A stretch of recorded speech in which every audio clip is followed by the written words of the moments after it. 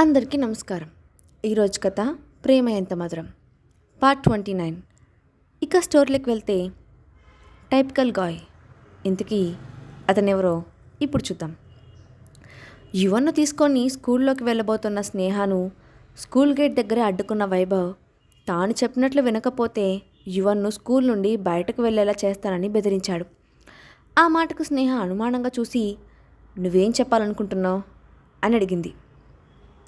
అప్పుడప్పుడే స్కూల్ దగ్గర తమ పిల్లల్ని డ్రాప్ చేయడానికి వస్తున్న పేరెంట్స్ అందరూ మళ్ళీ అక్కడేదో సీన్ జరగబోతోందని చూసి ఎక్కడికి వాళ్ళు అక్కడే ఆగిపోయి చూడడం మొదలుపెట్టారు. అప్పుడు వైభవ్ ఆమె వైపు సూటిగా చూస్తూ, మీ నాన్న తీసుకొచ్చిన పెళ్లి సంబంధం చేసుకోవడానికి ఒప్పుకో, అప్పుడే నీ కొడుకు ఈ స్కూల్లో ఉంటాడు అని అన్నాడు. ఆ మాట విని స్నేహ అతన్ని పిచ్చివాళ్ళ చూసి పెద్దగా నవ్వుతూ, వైభవ్, అసలు ఇలాంటి యూజ్లెస్ మాటలు ఎలా మాట్లాడుతున్నావు? నీకు ఆ పర్ణికాకి కొంచెం కూడా తేడా లేదు. ఇద్దరూ ఒకేలా ఆలోచిస్తున్నారు. అయినా మీ గురించి నాకు అనవసరం. నేను నీకు ఒకటి క్లియర్గా చెప్తున్నాను విను. నా కొడుకు విషయంలో జరిగిన దాంట్లో తప్పెవరిదో కనుక్కొని వాళ్ళని నేనే బయటకు లాగుతాను. అప్పుడు ఈ స్కూల్ నుండి ఎవరు వెళ్తారో తెలుస్తుంది అంటూ యువన్ను తీసుకొని ముందుకు వెళ్ళబోయింది. అది చూసిన వరలక్ష్మి కోపంతో వెనక నుంచి స్నేహ డ్రెస్ పట్టుకొని లాగుతూ, ఎక్కడికి వెళ్తున్నావు, ఆగు అని అరిచింది. స్నేహ వెంటనే కోపంగా వెనక్కి తిరిగి ఎర్రబడ్డ కళ్ళతో ఆమెకు వేలు చూపిస్తూ, వరలక్ష్మి, నువ్వు నీ కొడుకు ముందు మళ్ళీ నా చేతిలో తన్నులు తినకు అని అంది. స్నేహ కోపంతో నిప్పులు కురిపించడం చూసిన వైభవ్ తన చెల్లికి అడ్డుగా వెళ్ళి, స్నేహ, నువ్వు లిమిట్స్ క్రాస్ చేస్తున్నావు అని అన్నాడు. ఆ మాటకు స్నేహ అతన్ని నిరసనగా చూసి, నా లిమిట్స్ ఏంటో చెప్పడానికి నువ్వెవరు అని అడిగింది. అప్పుడు వైభవ్ కోపంగా, స్నేహ, నువ్వు ఇలా మాట్లాడినందుకు ఖచ్చితంగా పశ్చాత్తాపడతావు. నేను ఇప్పుడే ప్రిన్సిపల్తో మాట్లాడి నీ గురించి ఆమెకు తెలిసేలా చేసి నీ కొడుకును స్కూల్ నుంచి బయటకు పంపిస్తాను అని అన్నాడు. మరోవైపు కారులో కూర్చొని అక్కడ జరుగుతున్నదంతా చూస్తున్న అక్షయ్ కళ్ళు కోపంతో ఎర్రబడ్డాయి. వెంటనే వెళ్ళి ఆ వైభవ్ను అక్కడి నుండి తరిమేయాలని అనుకున్నాడు. కానీ అతను బయటకు వెళ్ళి గొడవ ఆపితే అందరి ముందు తమ పెళ్లి విషయం బయటపడుతుందని ఆగిపోతూ వెంటనే త్రిపాఠికి కాల్ చేశాడు. కాల్ లిఫ్ట్ చేసిన అతనితో, 5 నిమిషాల్లో ఇక్కడ మ్యాటర్ క్లోజ్ అవ్వాలని ప్రిన్సిపల్తో చెప్పు అని అన్నాడు. మరుక్షణంలో త్రిపాఠి కాల్ అందుకున్న ప్రిన్సిపల్ చేతిలో ఐప్యాడ్ పట్టుకొని గేట్ దగ్గరకు పరిగెత్తుకుంటూ వచ్చింది.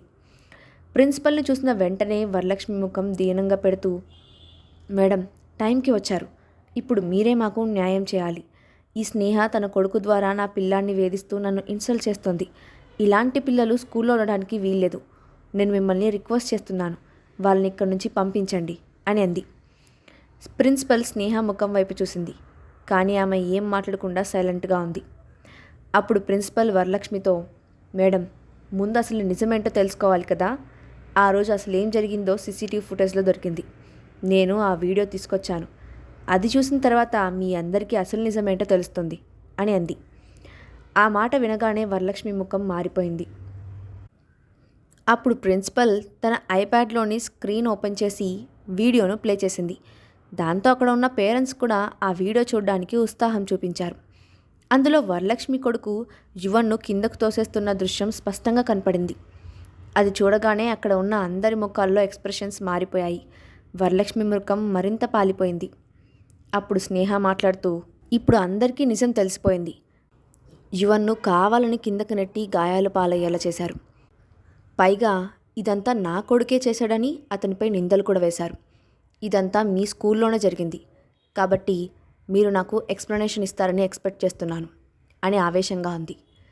స్నేహ అత్యంత మర్యాదగా న్యాయాన్ని కోరడంతో ప్రిన్సిపల్ ఆమె ధైర్యాన్ని మనసులోనే మెచ్చుకుంటూ చిన్నగా నవ్వి, స్నేహ, మీరు చెప్పింది నిజమే, ఇది మా స్కూల్లో జరిగింది కాబట్టి నేను మీకు ఎక్స్ప్లెనేషన్ ఇవ్వాలి అంటూ వరలక్ష్మి వైపు చూసి, మేడం, మీ అబ్బాయిని ఈ స్కూల్లో నుంచి పంపించి వేస్తున్నాం. అడ్మినిస్ట్రేషన్ డిపార్ట్మెంట్కి వెళ్ళి ప్రొసీజర్స్ అన్నీ పూర్తి చేయండి అని చెప్పింది. ఆ మాట వినగానే వరలక్ష్మి ముఖం కోపంతో ఎర్రబడింది. దాంతో ఆమె ఆవేశంగా, ఏ ప్రిన్సిపల్, నా కొడుకునే బయటకు పంపిస్తావా? దీని రిజల్ట్ ఎలా ఉంటుందో నువ్వు ఊహించగలవా అని మాటలతోనే ఆమెను బెదిరించింది. వెంటనే అక్కడే ఉన్న వైభవ్ కూడా, మేడం, మీరు ఈ నిర్ణయం తీసుకునే ముందు 1కి 2 సార్లు ఆలోచించండి. ఇందులో ఏదో మిస్అండర్స్టాండింగ్ ఉందని నాకు అనిపిస్తుంది అంటూ స్నేహ వైపు అనుమానంగా చూశాడు. అప్పుడు ప్రిన్సిపల్ వాళ్ళిద్దరినీ కొంచెం చిరాగ్గా చూస్తూ, చూడండి మిస్టర్ వైభవ్, మీరంతా ఇప్పుడే సీసీటీవీ ఫుటేజ్ చూశారు. మీతో పాటు ఇక్కడున్న పేరెంట్స్ కూడా చూశారు. దాన్ని ఎవరూ మార్చడానికి లేదు. అది ఒరిజినల్ వీడియో.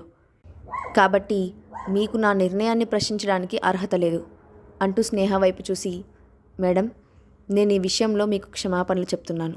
మా స్కూల్ అజాగ్రత్త వల్ల మీరు యువన్ చాలా బాధపడ్డారు అని అంది. అది విని అక్కడే ఉన్న మిగతా పేరెంట్స్ కూడా స్నేహకు సపోర్ట్ చేస్తూ వరలక్ష్మి వైపు చూసి, మేడం, ఇప్పుడు నిజం మీ కళ్ళ ముందే ఉంది. మీరు మీ పిల్లాన్ని తీసుకొని త్వరగా ఈ స్కూల్ నుండి వెళ్ళిపోండి. మీ కొడుకు లాంటి పిల్లల వల్ల రేపు మా పిల్లలకు కూడా ఏదైనా సమస్య రావచ్చు. త్వరగా ఈ స్కూల్ నుంచి వెళ్ళిపోండి అని అన్నారు. ఒక్క క్షణంలో అక్కడున్న అందరూ వరలక్ష్మికి వ్యతిరేకంగా మారి ఆమె బిడ్డను రిజెక్ట్ చేస్తున్నారు. దాంతో వరలక్ష్మి కోపంగా తన కొడుకునెత్తుకొని, చాలు, ఇక చాలు అని అరిచింది. అప్పుడు స్నేహ ఆ పిల్లవాడి పరిస్థితిని అర్థం చేసుకుంటూ, నిజం చెప్పాలంటే ఇందులో ఆమె కొడుకు తప్పేమీ లేదు. కేవలం అతని తల్లి చెప్పడం వల్లే ఇలా చేశాడు అంటూ వరలక్ష్మి వైపు చూసి, నేను చెప్పింది నిజమే కదా వరలక్ష్మి అని ఎగతాళిగా అడిగింది. స్నేహ తనను హేళన చేస్తుండటంతో వరలక్ష్మి ఆమెను మింగేసేలా చూసి వైభవ్ వైపు తిరిగి, అన్నయ్య, మనం వెళ్దాం. ఇది ఒక చెత్త స్కూల్, ఇక్కడ ఉండాల్సిన అవసరం లేదు అంటూ కొడుకుని తీసుకొని కార్ దగ్గరకు వెళ్ళిపోయింది. అప్పుడు వైభవ్ కూడా కోపంగా పళ్ళు కొరుకుతూ, స్నేహ, నువ్వు ఈరోజు చేసిన పనికి త్వరలోనే పశ్చాత్తాపడేలా చేస్తాను అని హెచ్చరించి అక్కడి నుండి వెళ్ళిపోయాడు. స్నేహ అతని మాటలను పెద్దగా పట్టించుకోలేదు. వాళ్ళు అక్కడి నుండి వెళ్ళిపోవడంతో ప్రిన్సిపల్ దీర్ఘంగా ఒక నిట్టూర్పు విడిచిపెట్టి స్నేహ వైపు చూసి, మేడం, మా స్కూల్ నిర్లక్ష్యం వల్లే ఇదంతా జరిగింది. మమ్మల్ని క్షమించమని మరోసారి అడుగుతున్నాను. అలాగే ఈ నిజం దాచిపెట్టడానికి ట్రై చేసిన ఆ టీచర్ని కూడా జాబ్ నుండి తీసేస్తున్నాను. యువన్ విషయంలో ఇక మీకు ఎలాంటి సమస్య ఉండదు అని చెప్పింది. ప్రిన్సిపల్ మాట వినగానే అప్పటి వరకు తమ పేరెంట్స్తో నుంచొని ఉన్న వాళ్ళల్లో ఒక చిన్న పాప, మమ్మీ, నేను చెప్పానా, యువన్ చాలా మంచివాడు, మా అందరికీ అతనంటే చాలా ఇష్టం అని పక్కనే ఉన్న తన తల్లితో చెప్పింది. ఆ మాట వినగానే యువన్ ముఖం ఆనందంతో నిండిపోయింది. తన కొడుకు సంతోషంగా ఉండడం చూసిన స్నేహకు కూడా అప్పటి వరకు మనసులో ఉన్న ఆందోళన తగ్గిపోయింది. అప్పుడు ప్రిన్సిపల్, ఇక స్కూల్కి టైం అయింది, అందరూ క్లాసెస్కి వెళ్ళండి అని చెప్పడంతో యువన్ పిల్లలతో కలిసి క్లాస్ రూమ్కి వెళ్తూ వెనక్కి తిరిగి స్నేహ వైపు చూసి, బాయ్ మమ్మీ అని చెప్తూ దూరంగా ఉన్న కార్ వైపు చూసి, బాయ్ డాడీ అని అన్నాడు. అక్షయ్ కారులో నుండే తన చేతిని ఊపాడు. యువన్ డాడీ అని పిలవడంతో అక్కడున్న పేరెంట్స్ అందరూ కార్ వైపు చూశారు. యువన్కి నిజంగానే తండ్రి ఉన్నాడని, అతను చాలా ధనవంతుడని అనుకున్నారు. దాంతో అందరి మనసులో ఉన్న అనుమానం పూర్తిగా తీరినట్లయింది. ప్రిన్సిపల్కు కృతజ్ఞతలు చెప్పి కార్ దగ్గరికి వచ్చిన స్నేహ లోపల కూర్చొని, ఈరోజు మీట్ చేసిన హెల్ప్కి చాలా థ్యాంక్స్ అని చెప్పింది. ఇదంతా కేవలం అక్షయ్ వల్ల జరిగిందని ఊహించింది స్నేహ. అతను లేకపోతే ప్రిన్సిపల్ అదే టైంకి అక్కడికి వచ్చి వీడియోని చూపించడం కుదరదని, దీని వెనుక అక్షయ్ ఉన్నాడని, అతను సీక్రెట్గా హెల్ప్ చేస్తున్నాడని ఆమె అర్థం చేసుకుంది. కానీ అక్షయ్ ఆమె మాటలు పట్టించుకోనట్లు సీట్లో వెనక్కి వాలి రిలాక్స్గా కూర్చున్నాడు. స్నేహ ఇక దాని గురించి మాట్లాడకుండా, మీరు నన్ను ఆఫీస్ దగ్గర డ్రాప్ చేయగలరా అని అడిగింది. అప్పుడు అక్షయ్ స్నేహ వైపు కొంచెం సీరియస్గా చూసి, నేను నీకు డ్రైవర్లా కనిపిస్తున్నానా అని అంటూనే, డ్రైవర్, కార్ పోనీ అని అన్నాడు. స్నేహ వెంటనే, లేదు, అలాంటిది ఏం లేదు, మీరు నన్ను తప్పుగా అర్థం చేసుకున్నారు అని అంది. కానీ అక్షయ్ ఆమె మాటలు పట్టించుకోనట్లు ముఖం పక్కకు తిప్పుకున్నాడు. స్నేహకు అతని ప్రవర్తన వింతగా అనిపించింది. అంతలోనే అతను ఎందుకంత సీరియస్ అయ్యాడో అర్థం కాలేదు. ఆఫీస్కి వెళ్ళే వరకు ఆమె ఆలోచిస్తూనే ఉంది. సడన్గా ఏదో అర్థమైనట్లు తాను థ్యాంక్స్ చెప్పడం అక్షయ్కి నచ్చలేదని అనుకుంది. అదే నిజమైతే ఆ మాట డైరెక్ట్గా చెప్పొచ్చు కదా, ఎందుకంత విచిత్రంగా బిహేవ్ చేస్తున్నాడు, ఇతను కొంచెం టిపికల్ అని అనుకోకుండా ఉండలేకపోయింది. కార్ దిగిన ఆమె నేరుగా లోపలికి వెళ్ళింది.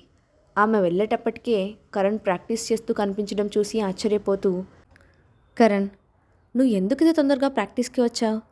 కవితకి ఇప్పుడే ఆపరేషన్ అయింది, నువ్వు ఆమెను దగ్గరుండి చూసుకోవాలని చెప్పాను కదా అని అంది.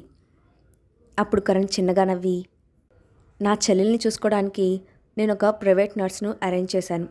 ఇప్పుడిక ఇండియన్ 2 మూవీ మీదే దృష్టి పెట్టాలనుకుంటున్నాను అని చెప్పాడు. అతని ఆలోచనకు స్నేహ సంతోషించింది. అయినా తనతో, సరే కానీ ఈ టైంలో నువ్వు ఆమెకు మరింత తోడుగా ఉండాలి, లేకపోతే ఒంటరిగా ఫీల్ అవుతుంది. వీలైనప్పుడల్లా ఆమె దగ్గరకు వెళ్తూ ఉండు అని చెప్పింది.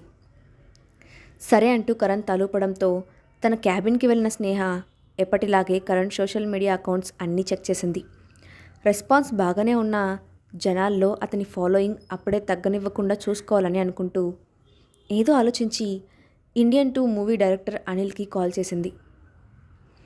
అటువైపు నుంచి అనిల్ కాల్ లిఫ్ట్ చేయగానే, సార్, మేము ఈరోజు ఆడిషన్స్కి రావచ్చా అని అడిగింది. ప్లీజ్ వెల్కమ్ మిస్ స్నేహ. నిజం చెప్పాలంటే ఈ ఆడిషన్స్ అన్నీ జస్ట్ ఫార్మాలిటీ కోసమే. కరణ్ ఈ మూవీలో క్యారెక్టర్ చేస్తున్నాడని మీరు ఫిక్స్ అయిపోండి అని చెప్పాడు Anil. Thank you mister Anil, నేను ఇంకో అరగంటలో కరణ్తో కలిసి స్టూడియోలో ఉంటాను అని చెప్పి ఫోన్ డిస్కనెక్ట్ చేసింది. అనుకున్నట్లుగానే అరగంట తర్వాత ఇద్దరు స్టూడియోలో డైరెక్టర్ అనిల్ ముందున్నారు. అసిస్టెంట్ డైరెక్టర్ కరణ్ను ఆడిషన్స్కి తీసుకున్నాడు. 5 నిమిషాల్లోనే అనిల్ ఫోన్కు ఇంప్రెసివ్ అని అసిస్టెంట్ డైరెక్టర్ మెసేజ్ పెట్టడంతో అనిల్ అది చూసి నవ్వి తన ఎదురుగా కూర్చొని ఉన్న స్నేహతో, కంగ్రాచులేషన్స్ స్నేహ, మీ ఆర్టిస్ట్ అఫీషియల్గా ఇండియన్ 2 మూవీకి సెలెక్ట్ అయ్యారు అని చెప్పాడు. దాంతో ఆమె ఉత్సాహంగా, థ్యాంక్ యూ మిస్టర్ అనిల్, మీరు నాకు ఇప్పుడు ఒక చిన్న ఫేవర్ చేయగలరా అని అడిగింది. షో స్నేహ, అదేంటో చెప్పండి అని అన్నాడు అనిల్. ఈ మూవీలో కరణ్ సెలెక్ట్ అయ్యాడనే విషయాన్ని మీరు అఫీషియల్గా సోషల్ మీడియాలో కూడా అనౌన్స్ చేయగలరా అని అడిగింది. చాలా సంవత్సరాల నుంచి ఇండస్ట్రీలో ఉన్న డైరెక్టర్ అనిల్ ఒక ఏజెంట్గా స్నేహ ఉద్దేశాన్ని అర్థం చేసుకొని వెంటనే ఆమె చెప్పిన దానికి ఒప్పుకుంటూ, ఓకే స్నేహ, మీరు చెప్పినట్లే చేద్దాం. నేను ఇప్పుడే మా టీంకు ఈ విషయం గురించి ఇన్ఫామ్ చేస్తాను. మనం తప్పకుండా కోఆపరేట్ చేసుకుందాం అని అన్నాడు.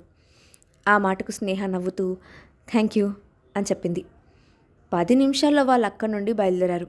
అనిల్ చెప్పినట్లుగానే అఫీషియల్గా పోస్ట్ చేసి ముందుగా దాన్ని స్నేహకు ఫార్వర్డ్ చేశాడు. అందులో ఉన్న దాని ప్రకారం young talented hero Karan Indian 2 మూవీలో భాగమయ్యారని చెప్పడానికి మేము చాలా సంతోషిస్తున్నాం అని సింపుల్గా అనౌన్స్మెంట్ను పూర్తి చేశారు. అప్పుడు స్నేహ ఆ పోస్ట్ను కరణ్ అకౌంట్స్లో షేర్ చేస్తూ, ఇన్నాళ్లకు నాకు తోడుగా ఉండి సపోర్ట్ చేసిన ఫ్రెండ్స్కి, ఫ్యాన్స్కి నా కృతజ్ఞతలు. నేను మిమ్మల్ని డిసప్పాయింట్ చేయను. థ్యాంక్స్ టు వర్ణ ప్రొడక్షన్స్ అని మ్యాటర్ యాడ్ చేసి పోస్ట్ చేసింది స్నేహ. 5 నిమిషాల్లోనే ఆ 2 పోస్టులు ఇంటర్నెట్ను షేక్ చేశాయి. ఇండియన్ మూవీ అప్పట్లో ఒక క్లాసిక్. అందులో చేసిన ప్రతి ఒక్కరూ గొప్ప నటులు. కాబట్టి ఆ సినిమాపై ఈసారి భారీ అంచనాలే ఉన్నాయి. అందుకే కరణ్కి ఆ మూవీలో ఛాన్స్ వచ్చిందని తెలిసి ఈసారి అతని దశ తిరిగినట్లే అని అందరూ అనుకున్నారు. ఫ్యాన్స్ అందరూ అతన్ని కంగ్రాచులేట్ చేస్తూ కామెంట్స్ పెట్టారు. ఆ రెస్పాన్స్ను చూస్తున్న స్నేహ తాను అనుకున్న రిజల్ట్ వచ్చిందని అనుకుంటూ సంతోషించింది. సిస్టమ్ క్లోజ్ చేసి తన ఎదురుగా ఉన్న ఫైల్ని ఓపెన్ చేసింది స్నేహ. ఇంతలో తన క్యాబిన్ డోర్ తట్టినట్లు వినిపించడంతో కమిన్ అని అంది. అప్పుడు లోపలికి వచ్చాడు కమల్. అతన్ని చూడగానే ఆమె ముఖం మారిపోయింది. అతడు కూడా ఆన్లైన్లో న్యూస్ చూసే ఉంటాడని, ఖచ్చితంగా దాని గురించి మాట్లాడడానికి వచ్చుంటాడని అనుకుంది స్నేహ. కమల్ నేరుగా వచ్చి ఆమె ఎదురుగా ఉన్న చైర్లో కూర్చుంటూ, వావ్ మేనేజర్ స్నేహ, మీరు చాలా అద్భుతంగా వర్క్ చేస్తున్నారు అంటూ ముఖంలో ఎగతాళిని చూపిస్తూ నోటితో పొగిడాడు. అయినా ఆమె దానిని పట్టించుకున్నట్లు, థ్యాంక్ యూ మిస్టర్ కమల్, చూస్తుంటే మీరు మీ విషయాల కన్నా ఎక్కువగా నా విషయాలపై ఫోకస్ చేస్తున్నట్లున్నారు అని వ్యంగ్యంగా అడిగింది. కమల్ కూడా ఏమాత్రం తగ్గకుండా, ఒకప్పుడు నా ఆర్టిస్ట్ కరణ్ అంత ఫేమస్ అవుతుంటే నేను పట్టించుకోకుండా ఎలా ఉంటాను? నిజానికి నాకు ఇక్కడే చాలా ఆశ్చర్యంగా ఉంది. అతనిలో ఉన్న టాలెంట్ని నేను ఇన్ని రోజులు కనిపెట్టలేదా? లేక మీరు కనిపెట్టడానికి వేరే ఏదైనా పద్ధతులు ఉపయోగించారా అంటూ అనుమానంగా చూస్తూ అడిగాడు. అతని ఉద్దేశం అర్థమైన స్నేహ కోపంతో చురుక్కున అతని వైపు చూసింది. కమల్ ప్రశ్నకు స్నేహ ఎలా సమాధానం చెప్పబోతోంది? ఇండియన్ 2 మూవీ రిజల్ట్ ఎలా ఉండబోతోంది? కంపెనీ రీయూనియన్ మీటింగ్లో ఏం జరగబోతోంది? నెక్స్ట్ పార్ట్లో చూద్దాం. ఈ స్టోరీ అప్డేట్ ఎలా ఉందో కింద కామెంట్ బాక్స్లో మీ ఒపీనియన్ని షేర్ చేయండి. Thanks for watching.